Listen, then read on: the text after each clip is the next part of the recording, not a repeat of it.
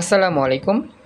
Quantum স্বপ্নে platform HSC finance banking ও বিমা প্রথম পত্র কমার্স গ্রুপের আজকে আমাদের একটা স্পেশাল সাবজেক্টের ফার্স্ট ক্লাস শুরু হতে যাচ্ছে।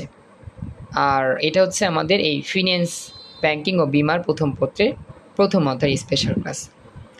তো আমাদের যেই বইটা সামনে দেখা যাচ্ছে এটা অক্ষরপত্র প্রকাশনীর একটা বই। লেখকের নাম হচ্ছে মোহাম্মদ জিয়াউল হুদা অথবা মোহাম্মদ হাফিজ আল আসাদ। তো আমরা এই বইটার ওপর ফলো করি ফিন্যান্স এর আলোচনাটা করব। তো আমরা আজকের প্রথম ক্লাসে শুরু করি আমাদের একবারে ফার্স্ট যে অধ্যায় আছে সেই অধ্যায় দিয়ে আলোচনা। তো আমার এই ফিন্যান্স ও ব্যাংকিং ও বিমা এই সাবজেক্টে আমাদের প্রথম পত্রে মোট অধ্যায় রয়েছে আমার 9টা। তো এই 9টা অধ্যায় আমরা পার্ট বাই পার্ট আলোচনা করব ইনশাল্লাহ আস্তে আস্তে। তো আজকের আমাদের প্রথম ক্লাসের যে আলোচনা সেটা হচ্ছে প্রথম অধ্যায়, আর প্রথম অধ্যায়ের নাম হচ্ছে অর্থায়নের সূচনা। আমি একটু জুম করে তোমাদের দেখাচ্ছি, এখানে অনেকগুলো টপিক রয়েছে। এই অধ্যায়ের মধ্যে টপিক রয়েছে প্রায় অনেকগুলো। তো এই অধ্যায়টার নাম হচ্ছে আমাদের অর্থায়নের সূচনা, অর্থ মানে টাকা পয়সা নিয়ে আলোচনা আর কি। তো এরপরে আমাদের এখানে লেখা আছে অনেকগুলো টপিক, সিলের মতো দেখতে পাচ্ছ আশা করি। তো এগুলো আমরা আস্তে আস্তে যেগুলো ইম্পর্টেন্ট বেশি সেগুলো ইনশাল্লাহ আলোচনা করার চেষ্টা করব। তো আমরা আজকের ফার্স্ট ক্লাসে একবার শুরু থেকে আলোচনা শুরু করি, তারপরে আস্তে আস্তে আমরা সাজেশনমূলক ইনশাল্লাহ ক্লাসটা নিব। তো চলো আমরা শুরু করি আমাদের আজকের ফার্স্ট লেকচারের স্পেশাল ক্লাস। তো আমি একটু জুম আউট করে তোমাদের দেখাচ্ছি, তোমরা একটু আমাকে জানাবা যে সব কিছু সুন্দরভাবে সবাই দেখতে পাও কিনা। আমি একটু সেট করে নিই ঠিকভাবে, একটু সময় দাও। আচ্ছা, মোটামুটি আমরা এখানে করতেছি। আর একটু ওয়েট করো, আমি একটু সামনে নিয়ে দিব এটা।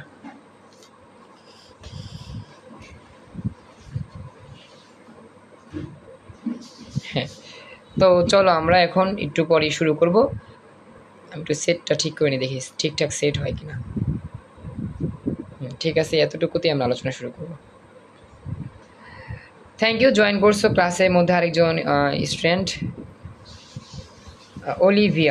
অলিভিয়া জয়েন করছো, থ্যাংক ইউ। অলিভিয়া, একটু আমাকে জানাবা তুমি কি আমার কথা শুনতে পাচ্ছ কিনা আর স্ক্রিনটা দেখতে পাচ্ছ কিনা। অলিভিয়া আজকেই জয়েন করছো ক্লাসে, থ্যাংক ইউ জয়েন করার জন্য। একটু আমাকে জানাইও তুমি দেখতে পাচ্ছ কিনা, শুনতে পাচ্ছ কিনা। অলিভিয়া, যখন কথা বলবা স্পিকারে চাপ দিবা, জয়েন অডিও চাপ দিয়েছিলা যেখানে সেখানে চাপ দিবা, তাহলে তোমার কথাগুলো আমি শুনতে পাবো।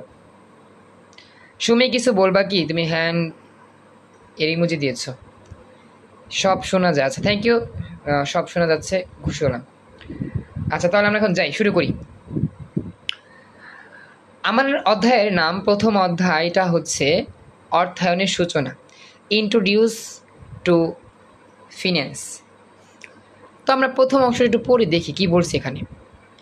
এক সময় মানুষ দ্রব্য বিনিময়ের মাধ্যমে পরস্পরের অভাব পূরণ করত। অর্থাৎ যেই বিষয়টা আমার প্রয়োজন সেই বিষয়টা আমরা একে অপরকে কী করতাম, বিনিময় করতাম, একজন আরেকজনকে দিতাম।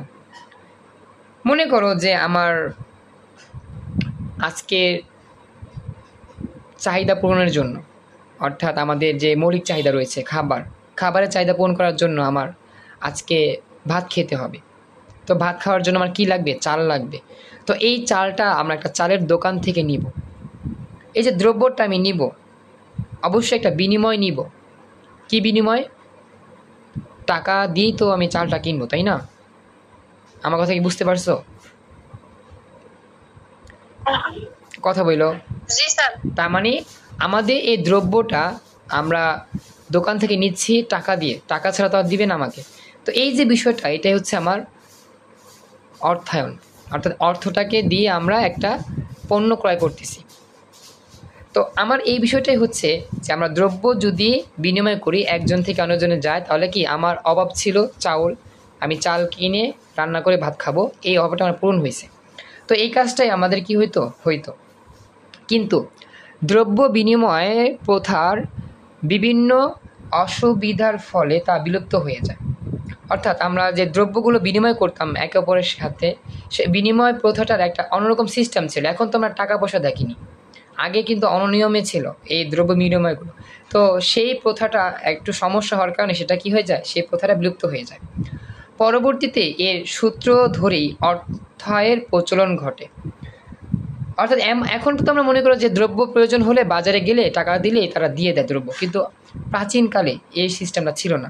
প্রাচীনকালে অন্য সিস্টেমে দ্রব্যের মানে বিনিময় হইতো, সেই সিস্টেমটা একসময় জটিল হয়ে থাকে, তো অনেক সমস্যার সৃষ্টি হয়, এই জন্য সেটা বিলুপ্ত হয়ে যায়।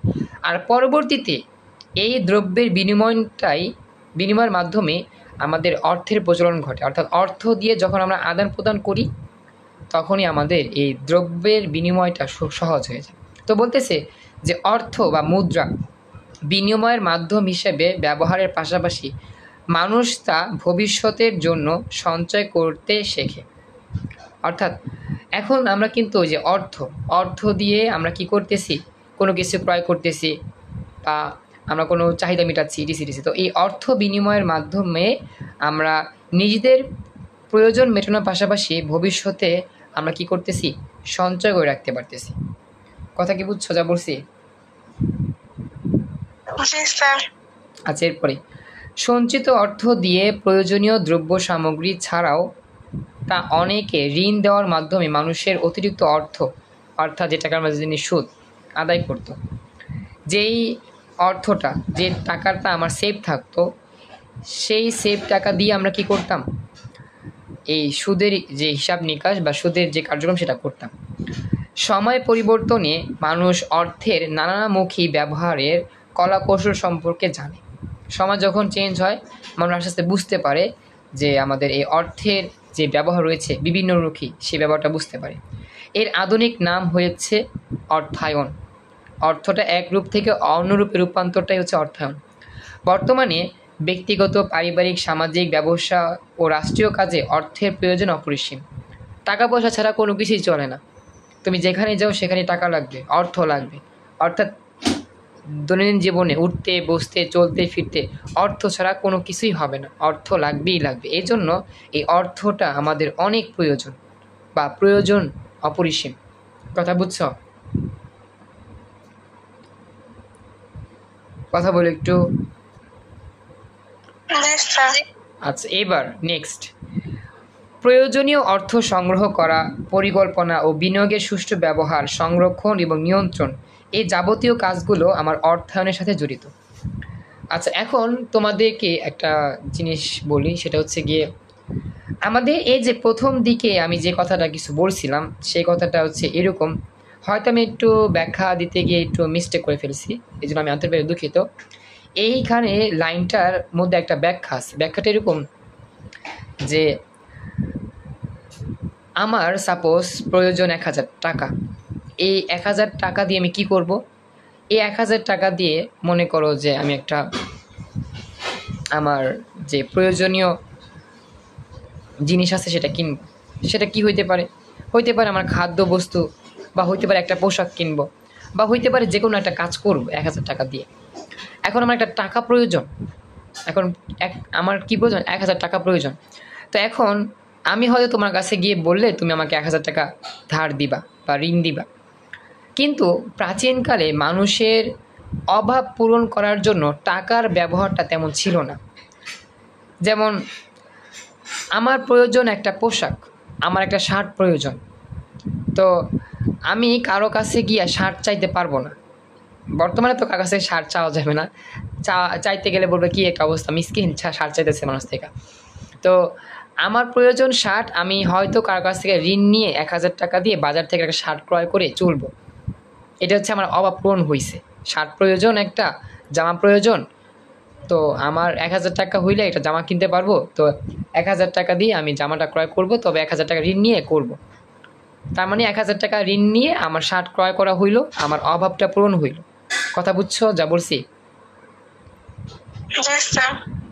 এরপরে মনে করো যে আমার আজকে একবেলা খাবার প্রয়োজন, তো আমার ১,০০০ টাকা হইলে, ১,০০০ না ১০০ টাকা হইলে খাবারটা ক্রয় করতে পারবো, আমি ক্ষুধা নিবারণ করতে পারবো। এটা একটা অভাব ছিল আমার, এই অভাবটা পূরণ হবে। একটু এটা আসতেছি।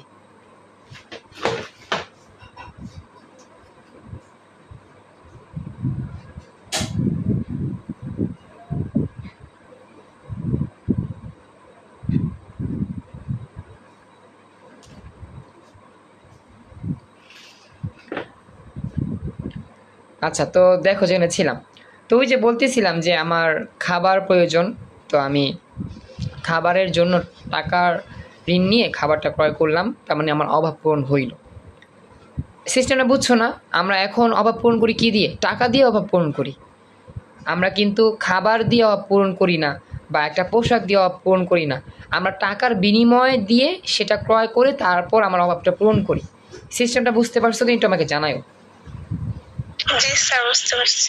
কিন্তু প্রাচীনকালে অভাব পূরণ করার জন্য দ্রব্য বিনিময় হইতো টাকার পরিবর্তে। অর্থাৎ মনে করো তুমি প্রাচীনকালে আসো, তোমার একটা জামা প্রয়োজন, এখন তুমি কারো কাছে গিয়ে বলতেছো যে আমাকে একটা জামা কিনে দেন। কথাটা সিরিয়াসলি বলতেছি, আগে কিন্তু এরকম হইতো। আগে হইতো কি যে একটা জামা প্রয়োজন, তুমি একজনের কাছে বলছো যে আমাকে একটা জামা কিনে দেন, তো সেই মানুষটা হয় তার নিজের জামা দিত, অথবা একটা জামা কিনে তোমাকে দিত। তার মানে এইভাবে তোমার অভাবটা পূরণ হইতো। কথা বুঝছো? একটু বাকিরা কথা বলো, বাকিরা যারা আছো তোমরা কি বুঝতে পারতেছো কিনা?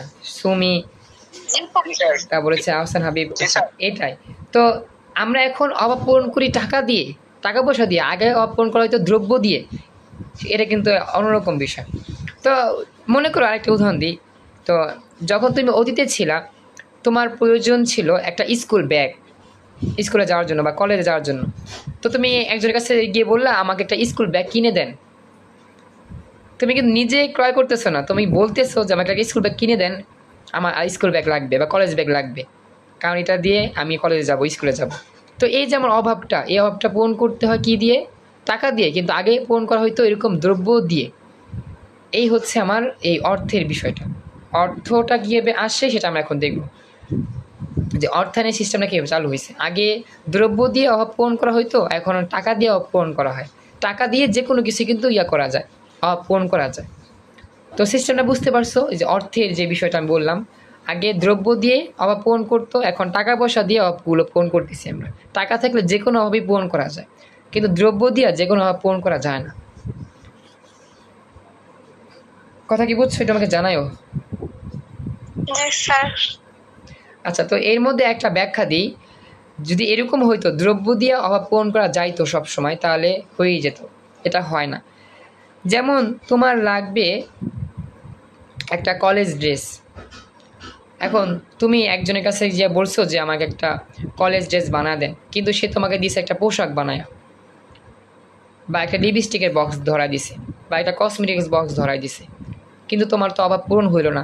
তোমার কলেজে যাওয়ার জন্য ইউনিফর্ম লাগবে, কলেজের ড্রেস লাগবে, তুমি চাইছো কলেজের ড্রেস, ঠিক আছে, দ্রব্যই চাইছো, কিন্তু তোমাকে দেওয়া হয়েছে কি একটা কসমেটিক্সের বক্স, বা একটা লিপস্টিকের বক্স, বা একটা ফ্রক দেওয়া হয়েছে, যেটা পইরা কলেজে যাওয়ার মতো না।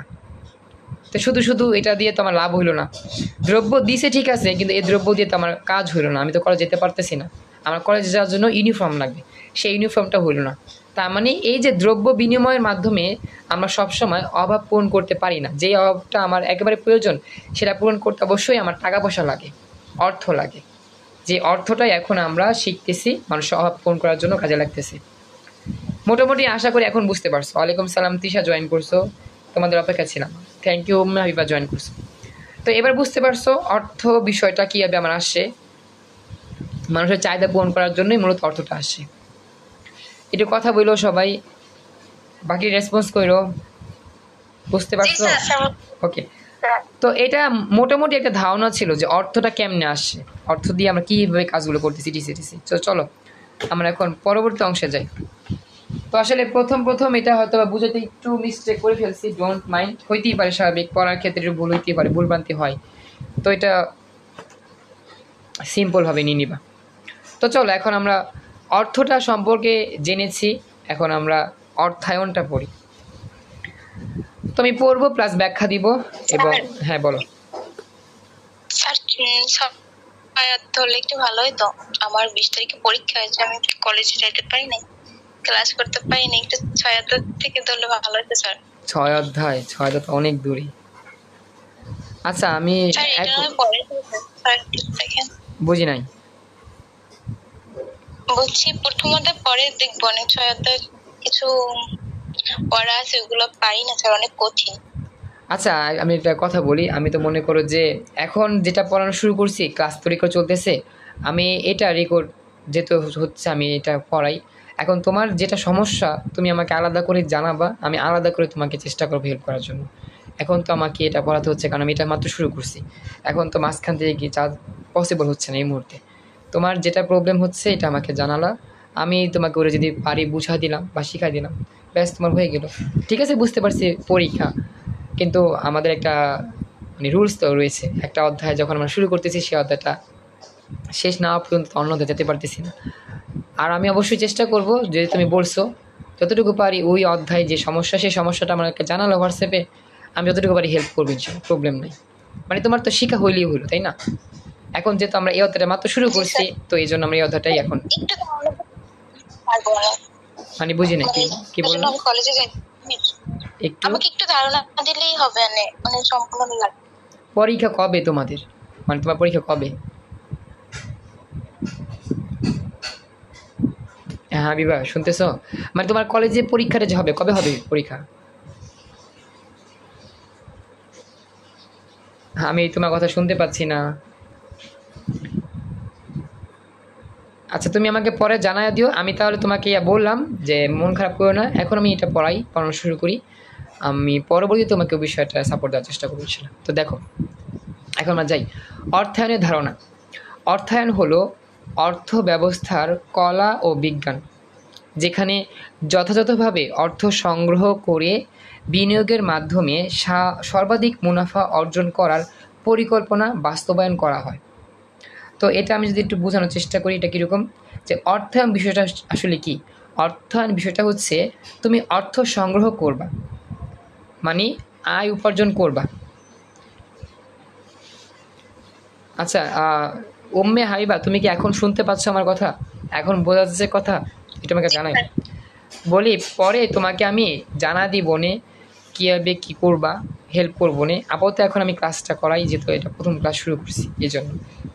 পরবর্তীতে তোমাকে আমি ঠিক আছে, হেল্প করবো নি। তুমি আমাকে জানা দিও যে কবে পরীক্ষা হবে আর কোন জিনিসটার সমস্যা হয় বেশি। ঠিক আছে?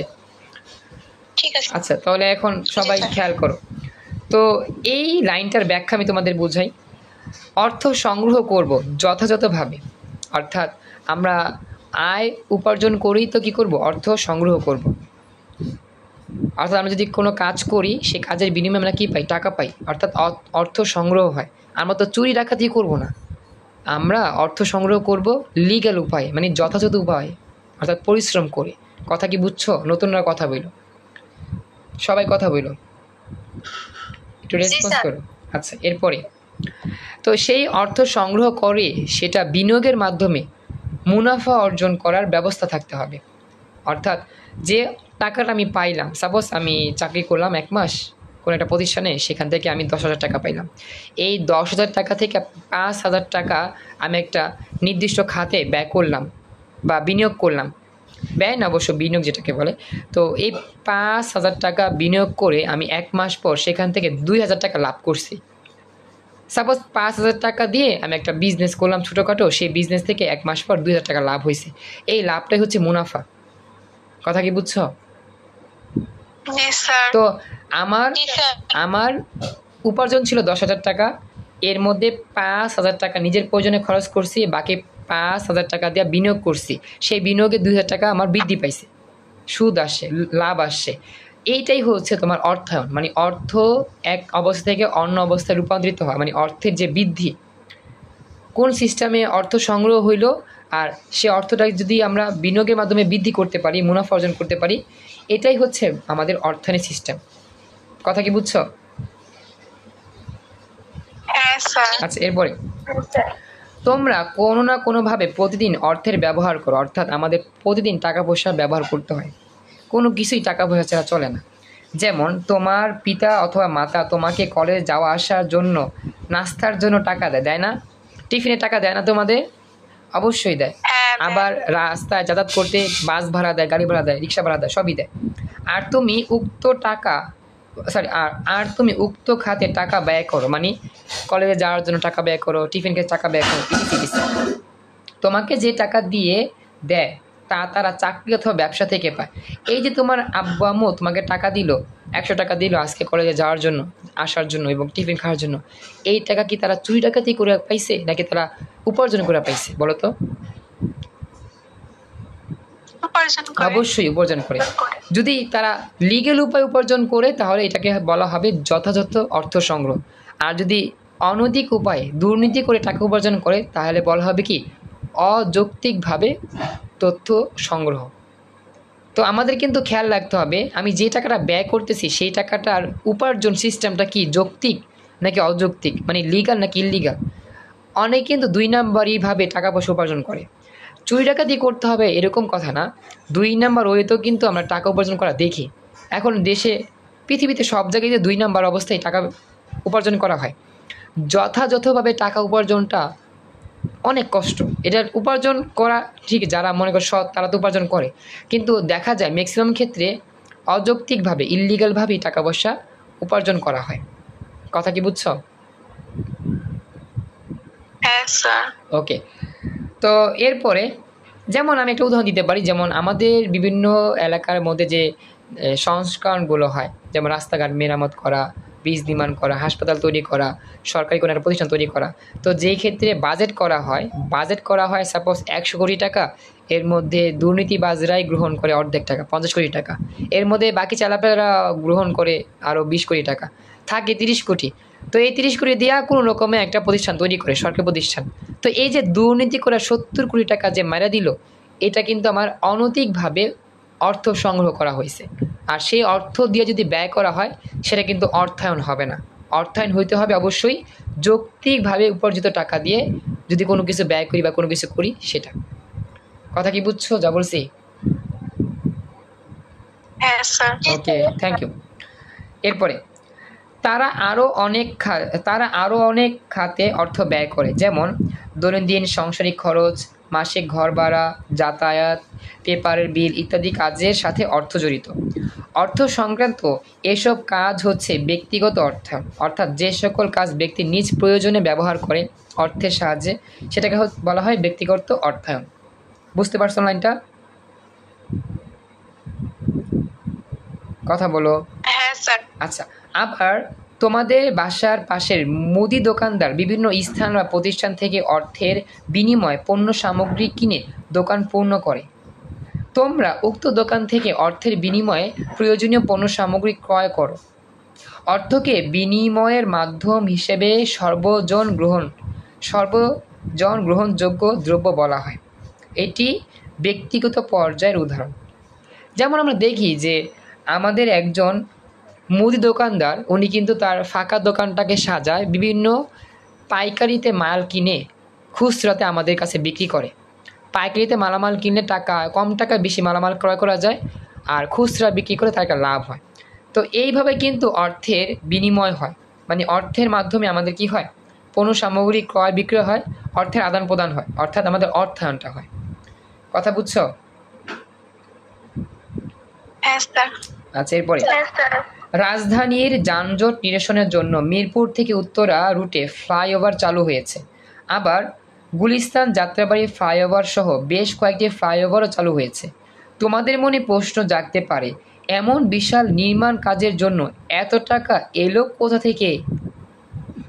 এখন চিন্তা করো তো, দেশে এত বড় বড় ব্রিজ, এত বড় বড় উদ্যোগ, এত বড় বড় মেট্রো রেল, এত বড় বড় ফ্লাইওভার, এগুলো যে ব্যয় করার জন্য টাকা, এত টাকা কোথা থেকে আসছে?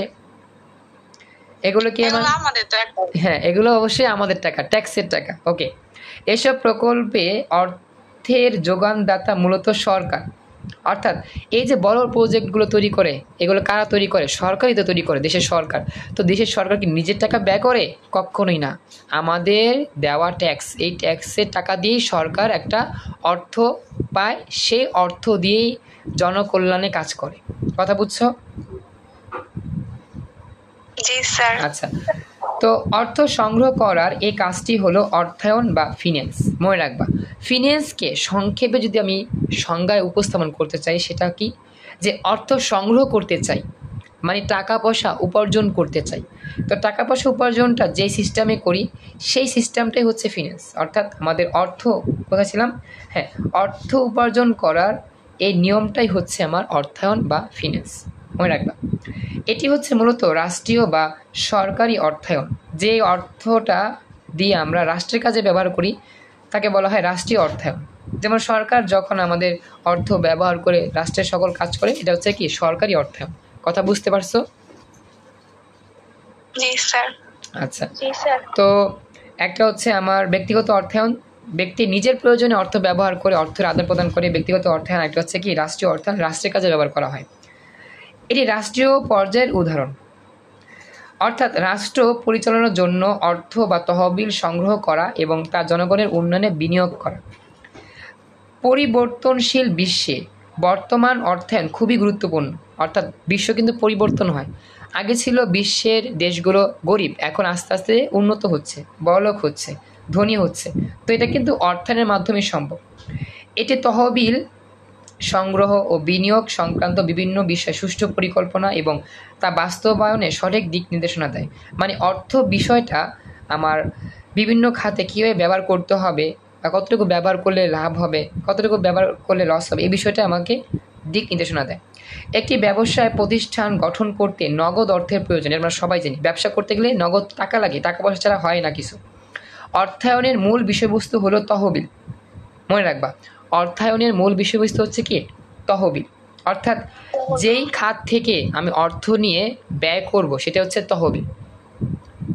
বিভিন্ন তহবিল থেকে আমরা অর্থ নিয়ে ব্যয় করি না।